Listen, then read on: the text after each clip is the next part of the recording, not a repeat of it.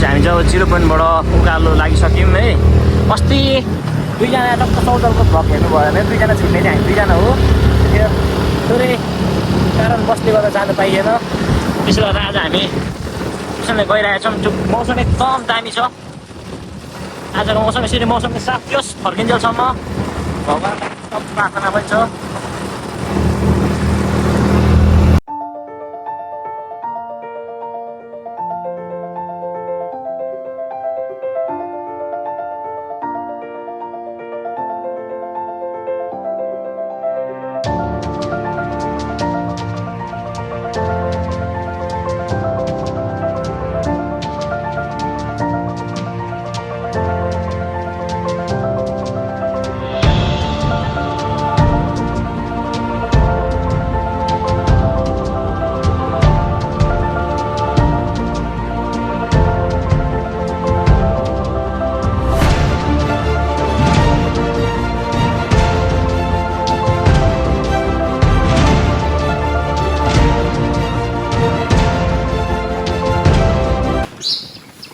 यहाँनिर finally petrol pump भेटिएको छ। हामीले चाहिँ धरानमा तेल हाल्न बिर्सेर चाहिँ माथि आएको आई भएको भरे लास्टमा पेट्रोल पम्प कहीँ पनि भेटेन। धरानदेखि लगभग 60 किलोमिटर माथि मात्र पेट्रोल पम्प रहेछ। तपाईँहरू धरानबाट ताप्लेजुङ जाँदै हुनुहुन्छ भने चाहिँ एकदम धरानमै पेट्रोल हालेर चाहिँ जानु होला। फुल ट्याङ्की हालिदिनु नि हालेर जानु होला। यो ठाउँको नाम के हो? भुल्के कुमाई गाउँपालिका के तपाईँहरू धरानबाट ताप्लेजुङ जाँदै हुनुहुन्छ भने चाहिँ धरानमै पेट्रोल हाल्नु होला। नत्र भने चाहिँ पेट्रोल डिजेल बाटोमा कहीँ छैन पेट्रोल पम्प। एकदम जोक हुन्छ यस्ता हाम्रो जस्तो हालत हुन्छ। एकैचोटि यहाँ 5 थरमा आएर मात्र तेल हाल्न पाइयो। यो करिडोरको बाटोमा चाहिँ कहीँ पनि छैन। बिचमा हामी चाहिँ यो करिडोरको बाटो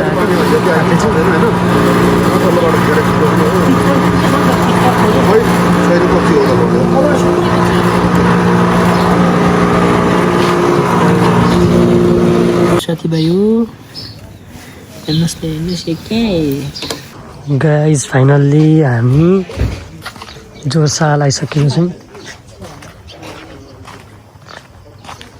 जोरसालमा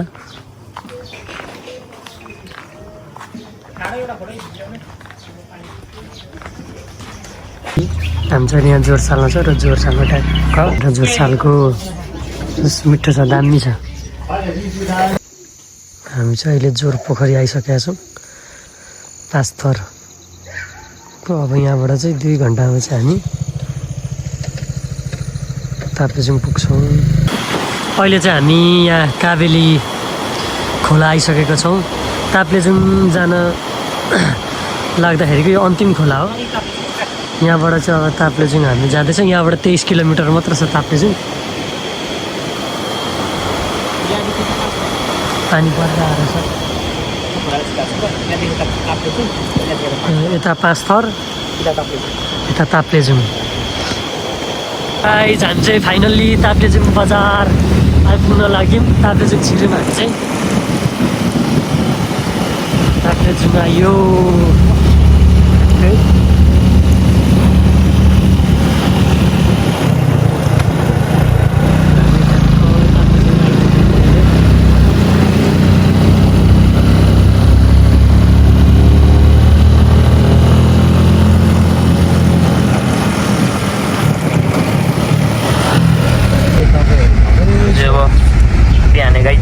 ताप्लेजुङ बजारबाट मन्दिरतर्फ लाग्दैछौँ। सोकदेखि उकालो ट्याक्सी स्ट्यान्ड जाँदै हुन्छ।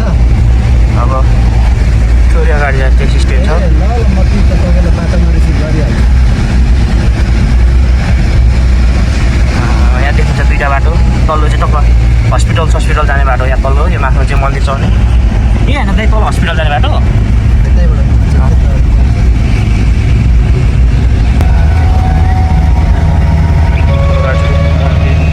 मन्दिरले बनाएको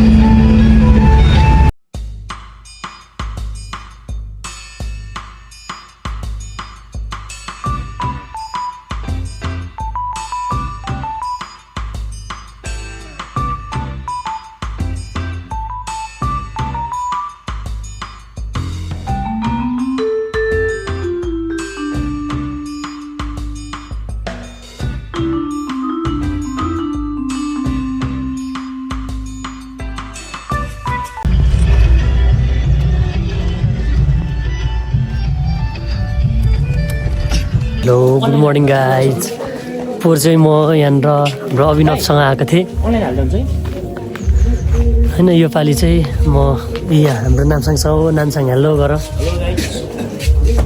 पोहोर चाहिँ म अभिनवसँग आएको थिएँ र यस्तो अप्ठ्यारो बाटोहरूमा पनि हामीलाई चाहिँ एकदम सहज यात्रा गरेर यहाँसम्म पुर्याउनु हुने चाहिँ यहाँ हाम्रो दाइ हुनुहुन्छ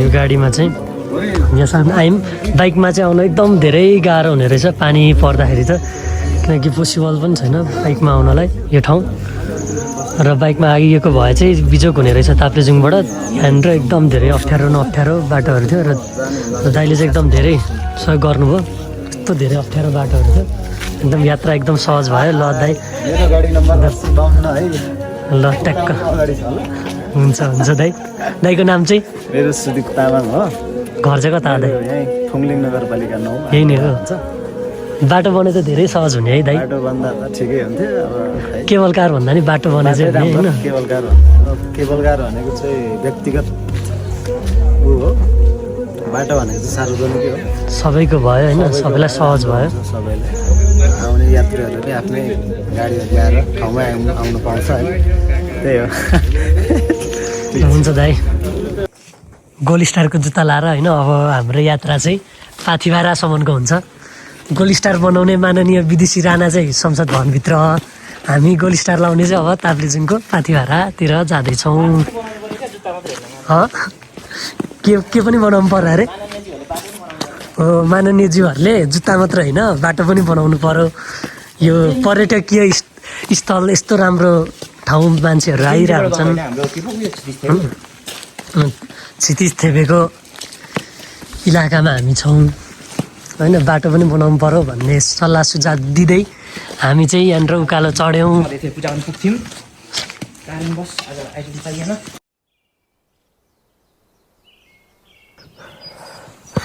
हामी चाहिँ हिँड्दैछौँ बाख्लाभेती जानको लागि पुग्नको लागि फर्स्ट सुरुमा चाहिँ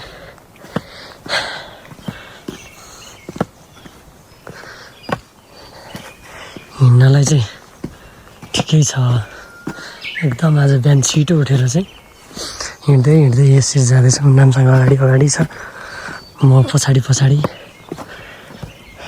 सायद कति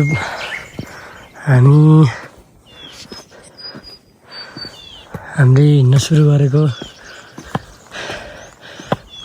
6:30बाट होला अब ठ्याक्क कति बजे पुग्छौँ अब पुगे पछाडि ठ्याक्क भन्ने नै छौँ यस्तो छ यहाँबाट देखेको भ्यू चाहिँ यहाँबाट देखेको दृश्यहरू नामसाङ गलियो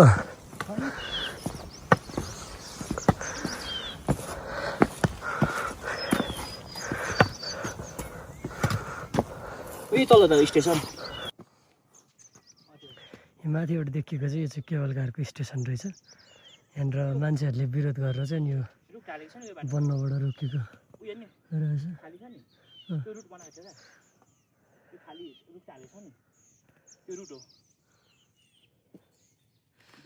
यस्तो यो देखिएको चाहिँ यो केबल कारको लागि रुट बनाएर छ ठ्याक्क विरोध भए पछाडि चाहिँ काम रोकिएको रहेछ तर यहाँ केबल कार भन्दा पनि यहाँनिर चाहिँ आउने बाटो चाहिँ राम्रो हुनु पऱ्यो क्या सुरुमा भनेको चाहिँ बाटै एकदम अप्ठ्यारो न अप्ठ्यारो छ होइन ट्राभल गर्न नि एकदम गाह्रो त्यो भए पछाडि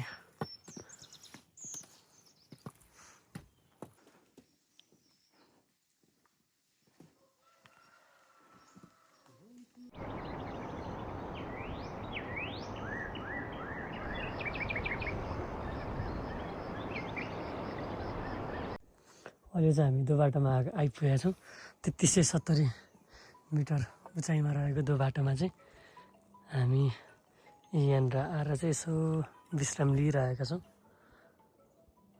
हामी पुग्नुपर्ने उचाइ चाहिँ कति हो 37 चाहिँ 94 मिटर उचाइमा पुग्नुपर्ने हो हामी यहाँसम्म चाहिँ आइसक्यौँ सफलतापूर्वक अब अझै हाम्रो यात्रा जारी नै हुनेछ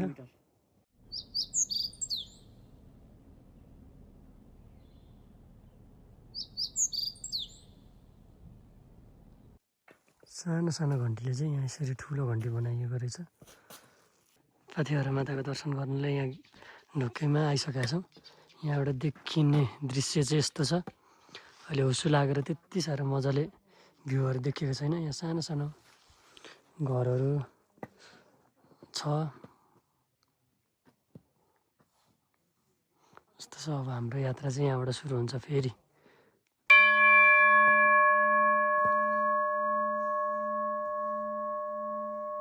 हेलो गाइज, फाइनल्ली हामी चाहिँ पाथिभरा माताको दर्शन गर्नलाई यहाँ माथि मन्दिरमा आइसकेका छौँ र यहाँको दृश्य यस्तो छ।